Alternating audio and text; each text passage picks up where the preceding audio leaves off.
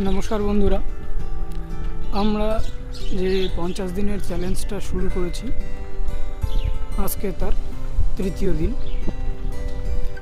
তো যেহেতু আমার মোবাইলে আজকে চার্জ নেই, তাই আমি সকাল সকাল যাওয়ার সময় আপনাদের আপডেটটা দিয়ে দিলাম, তোমাদের আপডেটটা দিয়ে দিলাম,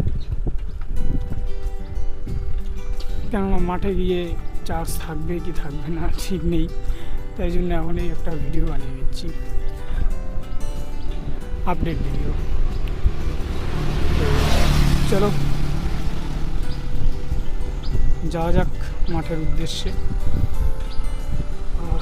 গন্তব্যের উদ্দেশ্যে।